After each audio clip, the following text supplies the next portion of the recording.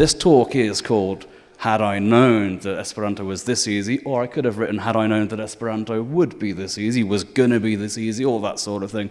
You're going to learn how to say that very shortly. So if this thing works, and if I've switched it on, I've got two conditions there, we should jump to a slide. Great, saluton, that's your first Esperanto word. Hi, what you got to say? Saluton, good morning. And here we go. I'm several days too late for this one, but you can see what Esperanto looks like. Bonvenon alla plurlingvula conveno, which means... You can probably work it out. French speakers, Italian speakers. Welcome to the Polyglot gathering, or as we're seeing up there, plurlingvula, several language person. And conveno is with come, so get together. So bonvenon alla plurlingvula conveno. Mi estas Tim Owen, and that's an expression you're going to need. You won't say Tim Owen, of course. You will say whatever your name is. So Rick, you will say... Perfecte. Very good. He's a good learner already. Mi estas Rick. Li estas Rick. And one extra line. Kaj mi gvidos tiun prelegon pri Esperanto.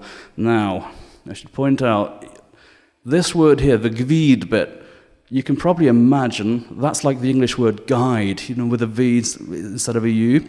So that's, and I will guide, I will lead this discussion, this presentation about Esperanto. So that particular word, or that phrase, I'm going to highlight for those of you that are taking notes, because this might come in handy a little bit later. Do mi estas Tim Owen, kaj mi gvidos tion prelegon pri Esperanto. I will guide, I will lead. So this is what we're going to do today. We have 45 minutes. That's apparently enough time for Saddam Hussein to launch a missile and hit the UK, if you believe Tony Blair. It didn't happen. These missiles didn't exist. Esperanto does. That's what we're going to learn. In our 45 minutes, here's our challenge. If that is on the screen, it's going to say that we're going to meet Pebbles. Well, Pebbles is okay. That won't take too long. Then we're going to cover Esperanto verbs. When I say we're going to cover Esperanto verbs, I mean all of them. We're going to do the whole lot, just like that. You're looking worried, but I promise this is an easy journey, and you'll be telling me how to do it in a wee bit. It's easy. And finally, we're going to work out how to say, had I known that Esperanto was this easy, I would have learned it. I would have started already learning. I'd have already learned it. So off we go. First step, let's meet Pebbles. Well, that's Pebbles. You can't really see her. She's in disguise and camouflaging. Pebbles is my better half's cat. I own the tail. I paid the deposit for it. But Pebbles is la plej intelligenta cato en la mondo, the most intelligent cat in the world. And she wanted to ruin my photo of an Esperanto book I was taking for a catalogue. Pebbles isn't as good as my cat, which you can barely see. There's Heidi. She's my favourite, so I'll be seeing her this evening. But back to Pebbles. This is a polyglot household. Our bookshelves contain 501 German verbs, 501 French verbs, and so on. Because learning verbs in many, many languages is a very challenging aspect. I remember doing French in school, and we did the verb vouloir in one 55-minute lesson. That was just the present tense. And then the next lesson we did pouvoir, and then the next lesson we did devoir. We don't have 501 Esperanto verbs, because there's no reason. We're going to do all of the verbs now. If you go on Amazon, you'll find people have done 101 Esperanto verbs, but don't buy it. Every page is identical. There's nothing in there. So Pebbles doesn't like them. That's why we're meeting her. You can't see them, but her claws at those books. She didn't want them there. So we're going to start off with Esperanto in the very, very most basic form we can, which is a sentence which contains just one word, but is perfectly grammatically correct. It's an everyday sentence, and it gives you all the information you would want. And we're going to start with this. I'm from the UK. I don't know how visible that is, but it's raining. There's an awful lot of rain. I need this sentence every day in the UK, pretty much. It's raining. It's raining today. In Esperanto, that is one-word sentence, pluvas. Pluvas, from the verb pluvi. That's pluv with an I on the end. So pluv is the idea of rain, and then we're going to stick things on the end of it, and that's going to convey extra information. And in the case of us, or in this case, it's going to be, but it's happening right now. It rains in England every day, or it is raining currently in England, no doubt. I'll find out later. My favourite weather, the snow. Lots of snow, well, that's go, go, go for me. In Esperanto, if I tell you that the word for to snow is neji, you can probably work out for yourself already how to say it's snowing. Everybody got that. This is easy, isn't it? Nejas, it's snowing. And neja is snow. Easy peasy. So what have we got in common there? The two words, they have the root at the beginning and they at both end as. As tells me this is a present tense verb. It's happening now or it happens every day. And it's the same for every verb and every person. I was about to say, I am raining. Obviously not. Mi estas, li estas, vi estas, ni, we, ni estas. It never changes. You don't need these huge verb books. Now, let's do a quick aside, because if you're learning a language, you've also got to learn how to say it's not raining, or ask whether it's raining or not. That can be complicated in English. I was about to say, how do you say, is it raining in English? Well, that's defeating the point, isn't it? But we have the statement in English, it rains in Britain, or it is raining, and to make it into a question, how do you do it? You do the inversion, don't you? Is it raining? Or from it rains in Britain, you have to pretend that there was a little helper verb there and say, does it rain in Britain? In Esperanto, it's really straightforward. In fact, I'm daft because that's the question. Let's do the negation first. The problem with a PowerPoint is it's all sequential, and I've jumped forward 3 steps. How do you say, well, it's not raining now in English, so it's not raining. I've just spoiled that one as well. In English, it is not raining, or there's a voice. Hello, hi. There's always one, but we're going to do it sunny in a bit, and I'm going to ask you to do it. Or how do you change it rains in Britain to the negative? It doesn't rain. Again, we've got to invent that we've got to pretend that little helper verb do is in there. So in Esperanto, it's straightforward. All you do is you take pluvas, and you know what that means now, and you stick a ne in front of it. Ne pluvas. It's not raining. And that ne you shove in front of whatever it is you're trying to amend, and it never changes. So remind me how to say it's snowing. Nejas, you were the quickest, thank you. So, it's not snowing. Yeah, this is easy, isn't it? Nejas. We might actually be able to succeed in these 45 minutes. So far, we're speeding along. Nejas. Great. And as for the questions, now we're going to say what I said before. Is it raining or does it rain? We're inverting or we're creating little helper verbs which weren't there. In Esperanto, we do kind of what the Spanish do. You know how written Spanish, they start the bit that's the question with an upside-down question mark, which tells the reader what's coming next is the question. We've got one of those that you can hear. And it's the particle. It's the little word ciu, which the Polish language has as well. So, pluvas is going to become, you put it in front of the thing, pronounced beautifully, ciupluvas, ciupluvas. And so with the snow, ciunejas. Very good. And just like that, you've learned how to do your negatives and your questions and all your present tenses.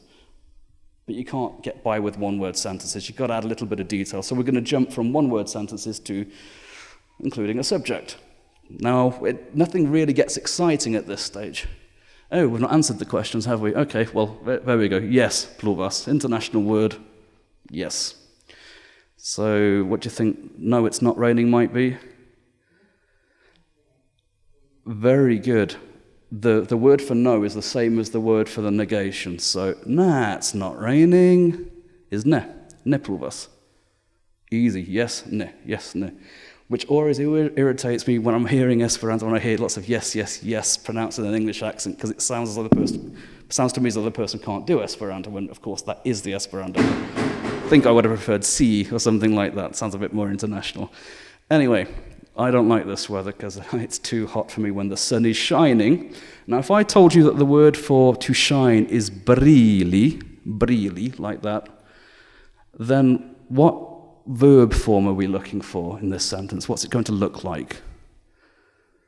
Brillas. The only thing is we've got to add a little bit of a subject here. So that's how you say the sun in Esperanto. So a quick test for you. What's the word for the in Esperanto? And it always is. And we don't have grammatical gender, so it never changes. And it always looks like that in the plural as well. It's always la. And every noun, every object ends with the letter O, which is why That's a suno, rather than just sun on its own. So, la suno is shining. La suno brilas. Brilai studentoi, as my shining students as well. Very good. This is so easy. I should have done more slides because we're going to finish this too early. And what about this one? If I were to tell you that the word for to blow is blovi, then what's the verb going to look like in the present tense? Blovas, perfectly. And so la vento, the wind. You again? No, the wind is blowing. Perfect. There you go. Natural student. Massive progress already. La vento blovas. You don't need 501 verbs. These books, they're just useless in Esperanto because it never changes. Right, so to summarize, what does that mean? What does that mean? There's a word on the screen. It rains, it's raining, yeah? Here's another one. Can you guess what it means from the clue I've put in with the graphic? It was raining, it did rain, it rained. So you can work out for yourself that if we were to say, as is at the end of everything in the present, what do you think is at the end of everything in the past? It's is for everything. So, mi estis Tim Owen. I was Tim Owen, but now I'm somebody else. Nun mi estas. And to complete the diagram, what do you think that means? It will rain. It will be raining however you want to do it. It's in the future. So, os is the marker for every verb and every person in the future. We don't need these huge books. As, is, and os. Oh, quickie. So, we saw this. Bonvenon alla plurlingulo conveno. Now, can somebody finish the bit that said, I am Tim Owen for me? I think I heard that correct. Mi estas. And I had here, I will lead this discussion, this talk. Perfect, let's check. We heard mi estas, correct. Kai mi gvidos. Nun mi gvidas. I'm leading now, but at the time I said mi gvidos. Easy, huh? So now you recognize what you've seen already. And we've just covered past, present, and future. Well, that's easy, all of them. No problem there. And I threw in another aside. I think that's reference to a Bob Dylan song I put at the top there, isn't it? That just came to me. I didn't even know the song. In English, we're going to say that this is what I'm saying to Rick. Oh, it won't rain tomorrow, future. The sun will shine. And then what's going to happen if I got it wrong and Rick is upset and he wants to talk to me, to complain? He's going to say to me, but Tim, you said it wouldn't rain. You said the sun would shine. Well, actually, that's not what I said. What I said is it won't and the sun will. But in English, when you're reporting at a later stage, you have to take a step back. And it's like I've been waiting all day. Well, I told him I wasn't happy. I had been waiting all day. You have to make these little adjustments in English all the time when you're reporting something. So, in Esperanto, can you finish this for me? It won't rain tomorrow. Ne pluvos morgaŭ, la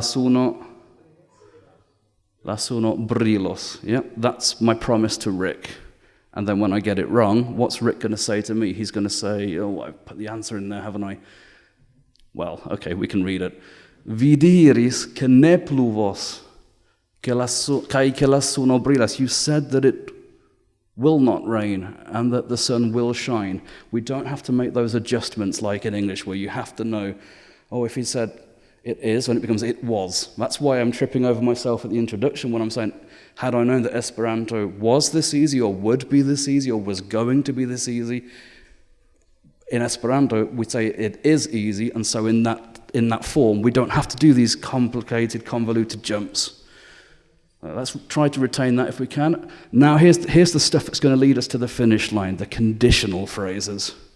We're going to have some fun with this. I hope that you'll be able to work it out for yourself when we get to the end.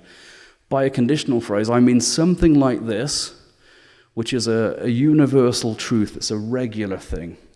And in this sort of example, you can use when rather than if. So, if the sun shines, I play football. Quite clearly, I don't. When the sun shines, I play football. It's that logic. So we use a present tense because you're reporting. It's like water boils at 100 degrees. It's not boiling now, but it's a fact. It's just a regular event. Or it could mean, if I win the lottery, I'll buy a new house. I'm going to buy a new house. Yep.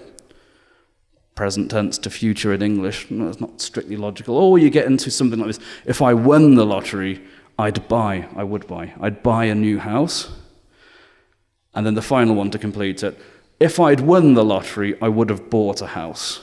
Yeah, it's this sort of sentence. So let's have a go with the basic ones, because you can do the basic ones now. I call them se frazoj, so sentences that contain the word se, because that's the Esperanto word for if. It's how you introduce the condition into something like this. So if it rains, I read books. Well, you can probably do for yourself the if it rains part. So first word is going to be, and the second word, magic. Se pluvas. And then I'm going to have to give you some vocab here. This is not the sort of lesson where I could just throw vocab at you and you absorb it. We're learning how the language works, and then someone else gives you the words and you can work with it. Se pluvas mi leg libroin. What's going to come at the end of leg? Remember, this is a regular event. Like if it's raining, I play football. So mi legas. You're not necessarily wrong. It's just the situation I've created is a pretend one where we're saying I do this all the time rather than this is my decision now that if it rains, then we'll do something. Yeah, mi legas libroin. So now you can say I read books. There we go, mi legas libroin. And how about, yes, libro. But in this sentence, it would have been libron because the letter N is used to mark that it's not the subject that does the verb, it's the object that receives it, like, yeah. Se pluvas mi legas libroin, and then, right, I bet you can do this bit for me. Can somebody say if the sun is shining, or when the sun is shining? I'm hearing it from lots of people, this is cool. Se la suno brilas, and then I'll give you this bit here. Mi lud futbalon. That's pretty easy, right? If the sun is shining, I play football. Or it could otherwise be, when the sun is shining, I play football. Now we're moving on to this one. If I win the lottery, I'll buy a new house. This is where your ending will come in useful, because this isn't a regular event. I don't automatically win the lottery very, very often. This is a one-off. And I'm a very optimistic lottery player, because, of course, well, you're not going to win the lottery. That's not how these things work. So I'll give you the construction. If mi gain, to win, la loterion, mi acet, to buy, novan domon. So why don't you give me the endings and we'll construct an Esperanto sentence together.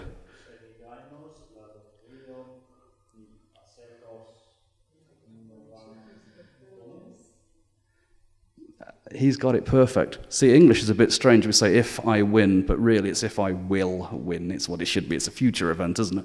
So in Esperanto it would be se mi gainos la loterion, mi acetos novan domon. See the symmetry there? It's plus os followed by os.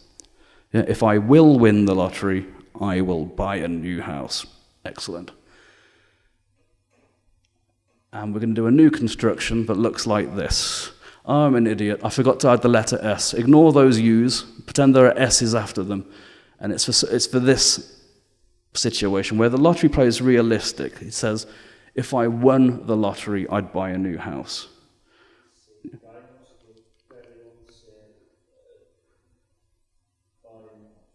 Well, you're on the right path. This is much more realistic for a lottery player in English and in Esperanto, but when you're talking about an event that isn't terribly likely, it's possible it's going to rain today, that's not unlikely, but winning the lottery isn't likely. So in English, we'll actually say, if I won the lottery, that won isn't a past tense, even though it looks identical to one. It's an old subjunctive form, which you can't notice because it's identical to the past form, but it isn't in the verb to be, but nobody else knows this, I'm just being a nerd. But that's how it is, it's unrealistic. If I won the lottery, I'd buy a new house. Esperanto, it looks like this. Se mi gainus la loterion, mi acetus novan domon.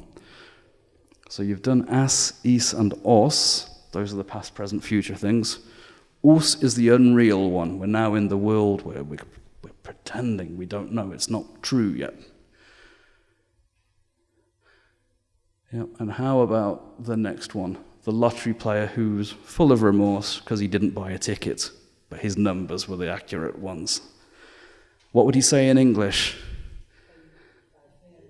Actually, he'd say that, I'd swear, but in the context of what we're trying to teach, if I had, he would say, if I had won the lottery, I would have bought a new house. Or realistically, if I'd bought a ticket, I would have won the lottery. It's that construction. It's still conditional, but it's too late. It's not possible. And in English, you can invert here. So instead of if I had, you can drop if and invert these. Had I won the lottery or had I bought a ticket? It's a very, very middle-class English way of speaking. Had I known this?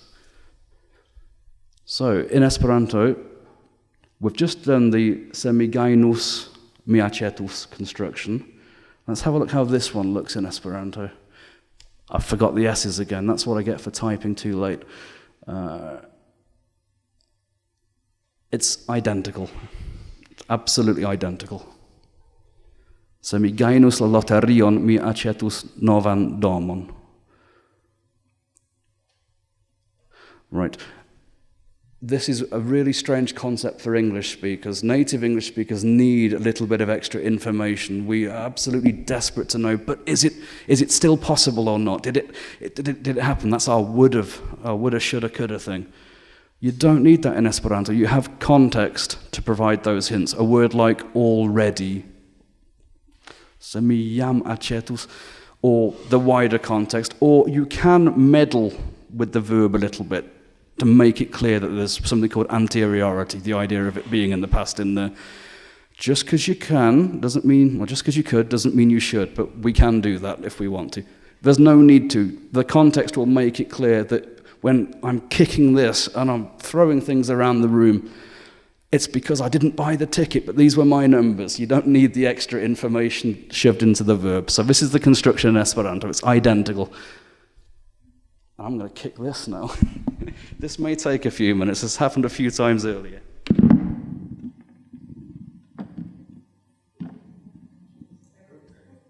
Nearly had it, didn't we? That's the quickest recovery. That's practice. So there's no difference. How am I doing for time? We're well ahead of schedule. This is cool. So in English, remember I said this, terribly middle class to say if I had becomes had I. So if I had bought a ticket, I would have won the lottery. As had I bought a ticket, we can say that in English. Just if you're learning English, you don't tend to know this construction. Had I bought a ticket, I would have won the lottery. So in Esperanto, help me out, please. How do you say, had I bought a ticket, I would have won the lottery? Yep.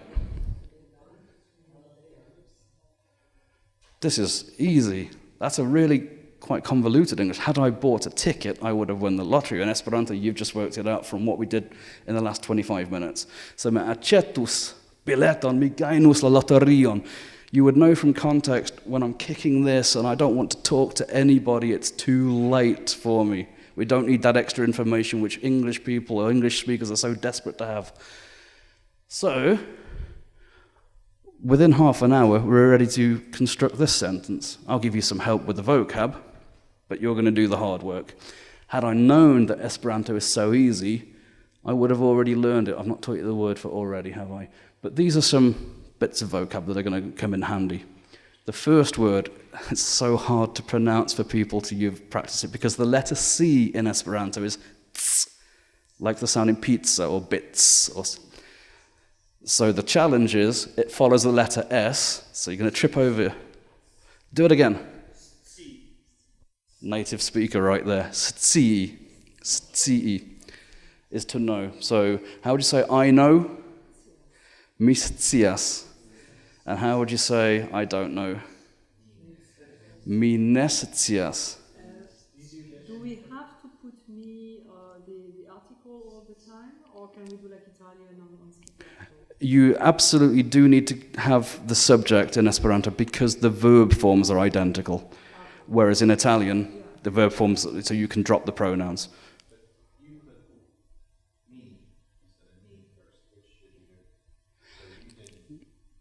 The ne comes directly before the verb that it's going to modify in something like this. So, mi nescias. Mi ne estas Tim. Now, mi ne estas Rick, vi estas Rick. Mi ne estas Usana, mi estas Brito. I'm not American, I'm British. Yeah, exactly. So it comes before the bit you're modifying.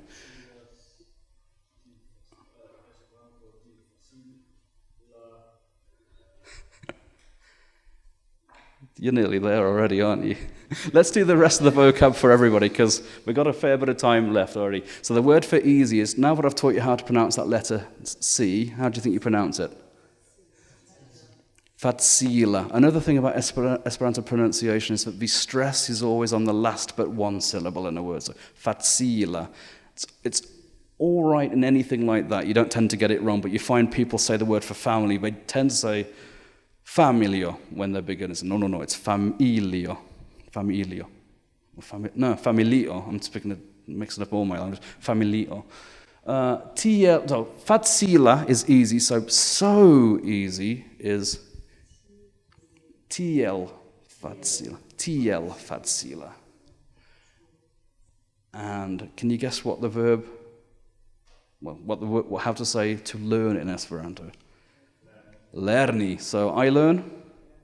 Mi lernas. Very good. And mi lernas Esperanton with an N on the end, because as we saw with books, it's not the subject, it's the object of the verb. So to help you out, the pronoun for it is G. I've been using me and li and ni, and G would be it. So to learn it, lerni gin. So those are your building blocks. Have a go with had I known, or if I had known. That bit's great. Se mi scius that Esperanto was gonna be.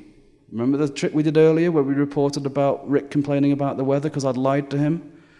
Esperanto was gonna be so easy. Esperanto estas tiel facila.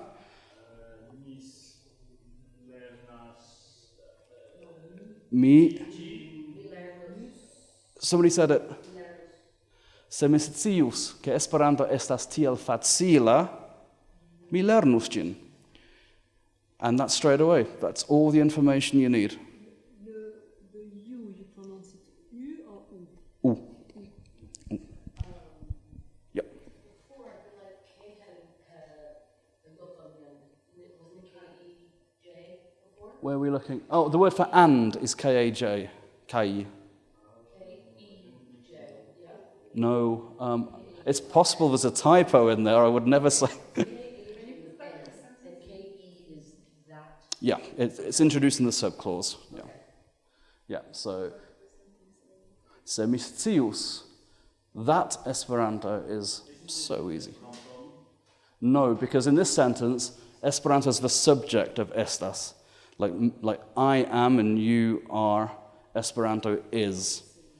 But if it had been I learn. Esperanto was this easy, but book we would have taught me. Nope, because in that sentence, the book would have been the subject of would have.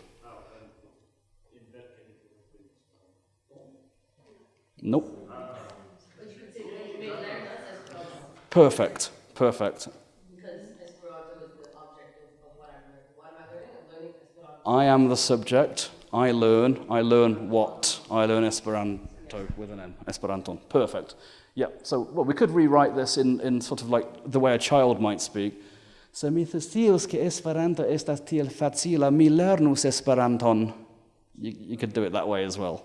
Yeah. The subject is the me. So Esperanto has this role. Esperanto isn't coming here.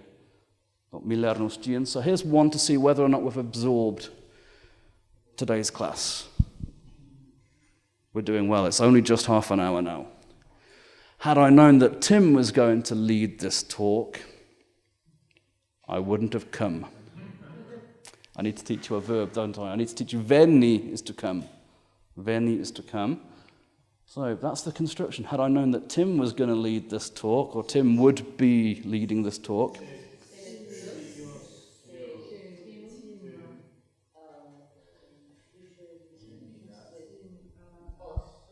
Perfect. That's why somebody may have written it down, but remember that? Tim gvidos tion prelegon.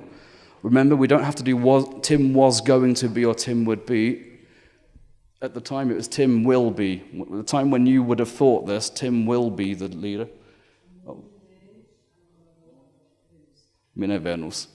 And that's an easy one for you to remember. Semistius Tim gvidos tion prelegon mine Venus. Really easy is... no, that's easy enough. But now think about that in any other language. If you're here, you're a language learner, so you would have tried maybe French or Italian. That would be a devil of a sentence to do in half an hour. You've worked your way through it. That's not bad going. So well done, everybody.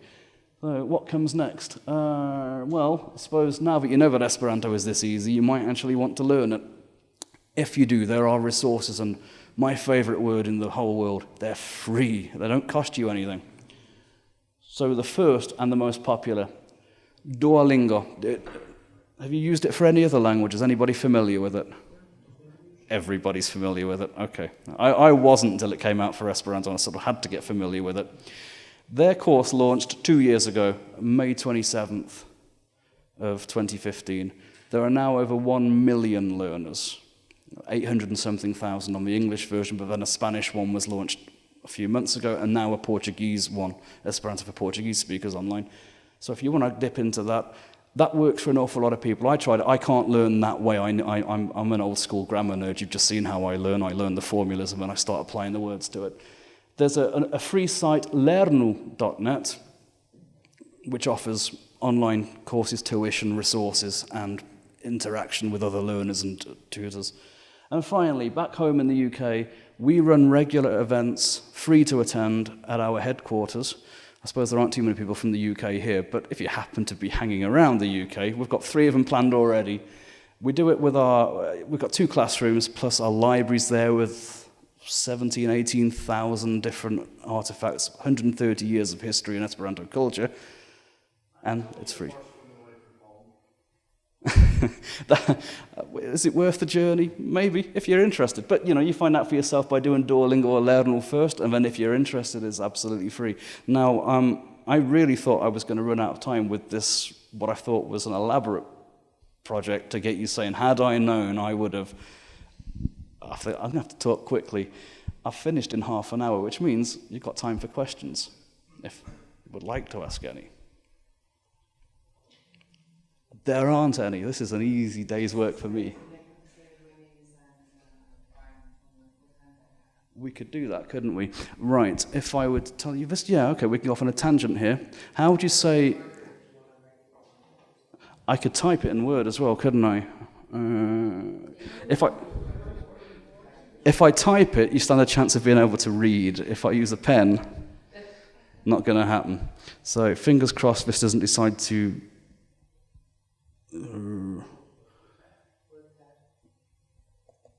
Well, I can control the text size if I do it in Word. And make it legible. Hello, hello, yes, yes, yes. And font size go huge. So how do you say I am? You've learned that now, haven't you? Yes. Yeah. I'm going to go without the microphone, I think, or I'll have to sort of position it like that. Now I can't see anything, but I daren't touch this computer in case the screen disappears. So you've learned mi estas. Now, bearing in mind from what you've seen of Esperanto words so far that we seem to be stealing them an awful lot from Western European languages, what do you think the word for name might be? I heard it from all of you, actually, yeah. The word for name is normal. So how would you say name is? Getting easy, isn't it, this? Now we've got to do a trick. We've got to get, you know how to do I, but we've got to get from I to my. Dead easy in Esperanto. You know how we've already identified with son and whatnot that every noun ends in an O. We shove it on the end to send you some information about what the role of the word is in a sentence. That's what we've seen with these endings for as, is, os, us. Well, we have another ending, which is a. And the a ending describes an O word, a word which ends in O. So in other words, it's an adjective. So we would say, mi estas viro, I'm a man. Mi estas alta viro, a tall man, or mal alta viro, a short man. They're ending in A, or dika, which I am, or mal dika is thin. By sticking an A on the word for I, me, we get my. So, mia. Yes, it's a possessive, but a possessive is an adjective of the subject anyway. So, mia, or if I say, vi estas Rick, how do I say your name? Via nomo. Yeah, so mia nomo estas Tim. I could have introduced myself like that. Or lia nomo estas Rick. Yep. So let's do some more questions. We've got time. Crash course. Let me put them on screen, because I did a wicked little graphic and then didn't include it, thinking I'm not going to have time. So if I can track it down, I can't see anything. Subject pronouns, that looks about right, doesn't it? So there we go. Then I don't have to teach, because you can teach yourself by looking at them.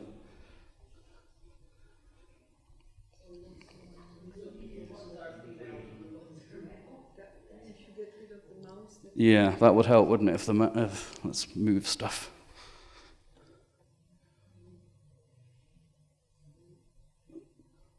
I think this is a weird display because it's connected to the monitor.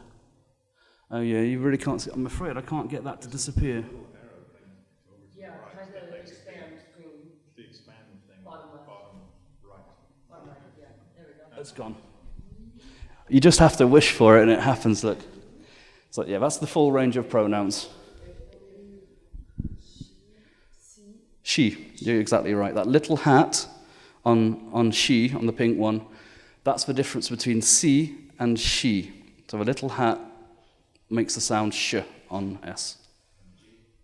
And G instead of gi, which doesn't mean anything, doesn't exist in Esperanto. So mi, ni, vi. Top right, I've done pointing at two owls as well, just to be clear that we don't have a distinction like a tu and a vu distinction in Esperanto.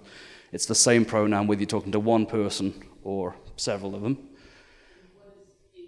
Ili, I should have drawn that one like this. It's pointing to them. Which one? Ni, it's us. Ni is us, yeah. And Ili I should have drawn like this. It's pointing to them, they. G is it, yeah. And it's also used with animals, which I don't like. Well, the fact that I refer to my cats as my girls should probably give that away, I think. But yeah, we have some pronouns. I took that out of the presentation, thinking there's no way we're going to cover all of this. I'm glad I just dump everything on the desktop where I can find it afterwards.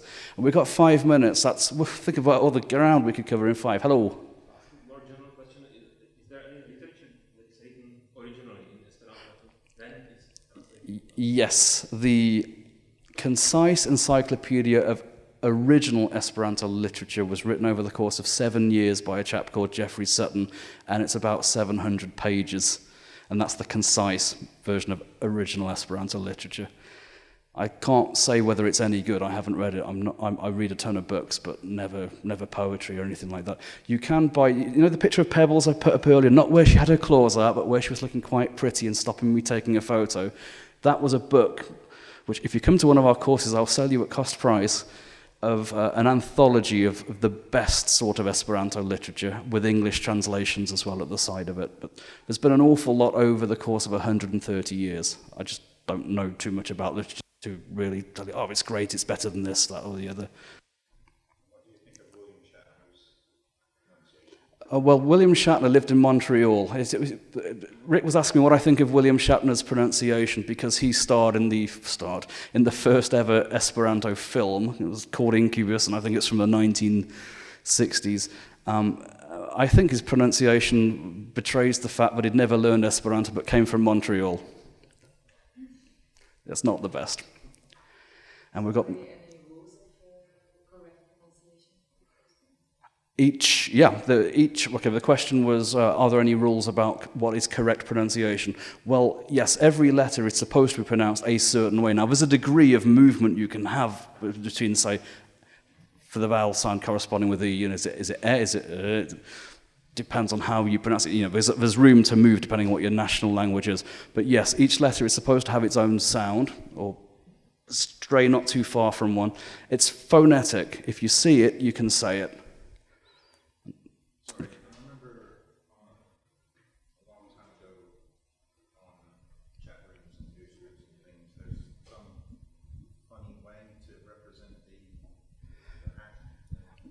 Rick's not totally new to Esperanto. He doesn't like it because he met some Esperantists. But during his early days, he used it on internet chat rooms, and he noticed that people weren't using the hatted characters, which are easy. I've got a little piece of software on my computer, which means I just type the letter S and then an X, and it becomes S with the hat on it. And he was saying, I can't remember how they did it, but they did a different way. What people tend to do is use the letter X, because that doesn't belong to the Esperanto alphabet. So she, the pink one, they would write it SXI. It looks awful, looks absolutely awful. And one of the things I really dislike about Esperanto promotional work is when you see somebody doing a talk like this, and they've got X's all over the place, because it just doesn't exist in Esperanto. And what I've shown you can read. We've already seen that. We finished it 15 minutes earlier than I intended. If I'd shoved X's in there, you would have been tripping up. Dimitris. My devices don't let me do these letters. And I can even press and try, and I'm getting Slavic S and this S, or for the G, and going like that. On mobile devices, you can install a keyboard. Yep. Go into your settings. Yep. Dimitris is saying that on his device he can't do it, but I don't know anything about phones. I've had to cope with one this week because I've been in the middle of nowhere trying to find places, so I've learned how to navigate using Google Maps. I've got Esperanto letters on my keyboard. You can download free software for these things, and we're probably... On this topic, there is one keyboard layout that actually allows you to type Esperanto natively. It is the multilingual Canadian keyboard layout, which is used in kind of either the Montreal Esperanto speaker, and it's a complicated combination of keys, especially to get the what, but it's the one keyboard layout that actually allows you to access all Unicode Esperanto characters without installing anything on top of it. But it's great for polyglots because this brand is multilingual. I think you can do a whole bunch of other diacritics on other letters in a bunch of languages. Gotcha. All right, thank you. And we're probably down to a minute or so with final questions. There we go, going to wave it at me 1 minute to go. So final question. Restas nur unu minuto. Are there any dialects? I suppose not, because the rules are quite stable. Okay, are there any dialects of Esperanto? Well, kind of, yeah, not necessarily officially, but you can often place where somebody's from by the way they speak. So if you hear somebody who says, mi parolas Esperanton, you know where they're from, right? You've just worked it out. That French style of of putting a nasal sound on the N at the end and not necessarily pronouncing the R like that, and putting the stress in the wrong place, because in French it's always at the end. Au, si vi venas al Britio, al Anglio, mi alando, kai vi auscultas min, vi scias que mi estas Tim el Britio. We still have an older generation that sometimes talk like that. As for other aspects of dialects, yes, there are some which use their own pronouns. Like, for example, we've got a him, we've got a her, we've got an it. What about those situations where the person doesn't necessarily identify as a straight him or her? Ri is one of the proposals for that, so some people do use that form. What about the plural? See that the green one where I should have done it like that? Ili. Well, if you have a look at it, it's got the word for him in it. It's got I in the word for him is what it looks like. So why, if you pointed to all women, would you say ili? So some say ishi. But these are just little novel features. So yeah, okay, there are little individual dialects that certain speakers have, but there is standard Esperanto which was formulated back in 1905, can never be changed. Even if you spot a mistake in it, and there are mistakes, we have to call them exceptions or whatnot. No, not really. I'm not allowed to say that. It's not good promotional work speaking about exceptions. But there are things where, what I'm thinking about is words are broken down by their stress and the author accidentally put the marker in the wrong place in one word. So last question, and then we're going to wrap up. Yes? So what happened? I mean, a language is lively, there are some new words coming, and you have to find. So what happened with Esperanto? When there are some new technologies, some new things arriving, there's new words. Okay, that's a good question. 1905, the rules were formulated. That doesn't mean, say, the vocab was cemented, because 100 and something years later, the world has changed. So in English, back in 1905, I don't think we yet needed the word aeroplane, and when one first came along, we called it a flying machine, as we did in Esperanto, Flugmaschine. Then you need a jet aircraft and biplane and all these other great words. We have them in Esperanto as well. The usual solution is to take the most international words. So the first thing coming to my mind is an iPod. I don't even know whether they exist anymore because technology and me, we don't mix. You've seen that with the screen. The Esperanto word for iPod is iPod, with the little O on the end. Remember that one? Because it happens to be an object. Because why not? That's the international word for it. So yeah, words get introduced all the time. Latest one, let's see. And you can help yourself to these flyers. Again, contains my favorite word, free. The app amicumu, well, we refer to it as being an app, rather than an applicajo, which is what it otherwise would have been. But new words come along all the time. Sometimes they drop out of use because you have competing ones. When a computer came along, there was computoro, computero, computilo. It's now only a computilo because that eel is a little bit appended on the end, which means it's the device for computing. So straightforward. And I think probably, I'm going to push my luck if I carry on talking now, but we've reached the end. So thank you very much, everybody. If you're interested... It took me a while to do these flyers. I don't want to take them home, so help yourself to them and do my promotional work for me. And if you have any questions, grab me quickly before I head off back under the sun and have to look after my girls. See you later.